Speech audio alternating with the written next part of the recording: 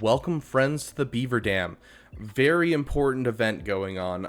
Very important is a relative term for a lot of you, but as you may know, there's currently an event going on where you get Marin shards off of Cantina battles. Additionally, if you have Marin at full 7 stars, you get Chirotex, which is really cool.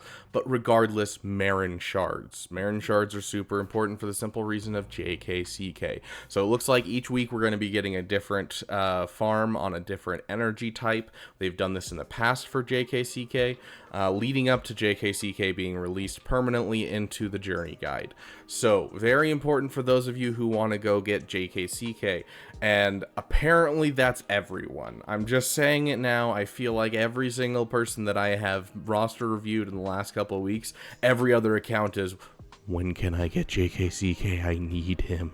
It could be an account that has Gear 12 across the board. They don't have a single relic team, and they're like, I need JKCK. And like, I get it. I 100% do, because not only is PP's passion projects important in the game, and JKCK is a very cool passion project because he is one of those perfect passion projects. He's one of the perfect PPs. And when I say a perfect PP, I'm referring to it's a character that's good or cool in canon, and they're a character that's good or cool in the game. And so that creates a perfect PP. And we love our PPs. We love our perfect PPs. And we want as many perfect PPs as we can. It keeps us invested in the game. But I'm seeing people wanting to go for him way too early. This event kind of speeds up his farms, and so we're gonna go for just talking a little bit about when you should go for this beautiful character, because I get it. I loved Jedi Survivor. I loved Jedi Fallen Order. Some of my favorite games I've played in the last couple of years. Jedi Fallen Order a little less so, just because it took a while to get into the story. Jedi Survivor, though, absolutely loved. Jedi Fallen Order, I 100%ed it. It's one of the few games I've 100%ed. So I get it. I love Jedi Knight Cal Kestis, and I would love to put him in my roster. And honestly, at this point, he would fit in my roster, and so I could go for him if I felt particular pull to him. I don't. I think I'm going to go for him after I get JML, personally. And I think that is the apex. That is what you should shoot for. After you get JML, he is the perfect next farm. Because, at that point, you're going to have some amazing things to put him with. You can put him with a JML team. You could split off JML into a Jedi Knight Revan team. You could do a ton of stuff with Jedi Knight Cal Kestis. You can throw him with Bastila and do things like that.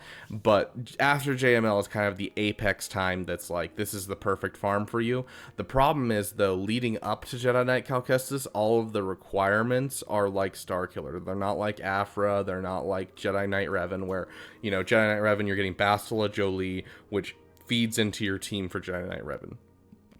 You're going for Afra, you're getting BT and Trip, which feeds into your Afra team. With Starkiller, you're getting one person, and that's it.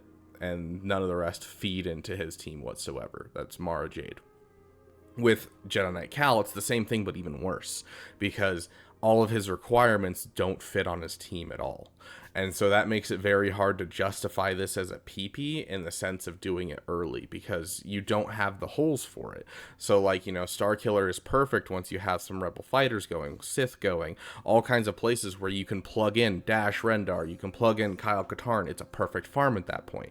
Whereas Jedi Knight Cal Kestis, you need to have Night Sisters, you need to have Rebel fighters, you need to have Wookiees, there's all these teams that you start building, and the requirements are very Chirotech heavy, that it's hard to justify going for Jedi Knight Cal Kestis as an early player. But the times that I would, making sure that the PP is a perfect PP for you, is when you have a home for Jedi Knight Cal Kestis. That's why I say JML is the perfect spot for it. Alternative spots to throw him into your farms is basically anytime you have a good Jedi lead. And so by good Jedi lead, I mean 3 people specifically. The bare minimum is Bastila. Bastila is a good lead. I would like you to have a full Relic Jedi team with Bastila lead before you get Jedi Knight Cal Kestis as your PP. The next one is going to be Jedi Knight Luke. Having Jedi Knight Cal on a Jedi Knight Luke team is going to be great. It's going to be solid. It doesn't have the non-bows that, Jedi Knight Luke's lead has with Old Republic and that kind of thing. So, excellent choice for throwing in with Jedi Knight Luke. But then the apex below, so this is, you got JML, and then you got who's right below it, and that's Jedi Knight Revan. If you have Jedi Knight Revan, I think JKCK can fit in your account just fine. Jedi Knight Revan with Jedi Knight Luke with Cal Kestis can 3-man an SLKR. Jedi Knight Revan with JKCK can pull off all kinds of stuff. So honestly, if you have Jedi Knight Revan, I think you can justify going for JKCK. And it's never been easier. We're about to get double drops for all the characters. We're getting bonus shards. And it looks like throughout the next couple of weeks, we're going to get bonus shards of each of the characters leading up to Jedi Knight Cal Kestis full-time in the Journey Guide. And so, with that being said, this is your time. If this is your PP, please go for it now. Because we want you to, be happy. And on top of that, a lot of you have Lightspeed bundles, and so maybe not the entire requirements for Jedi Knight Cal can be how do I say this, can be justified in your roster. But if you have Lightspeed bundles, you're getting a Cal Kestis, a regular Cal Kestis up to gear 12. Take him up to relic level.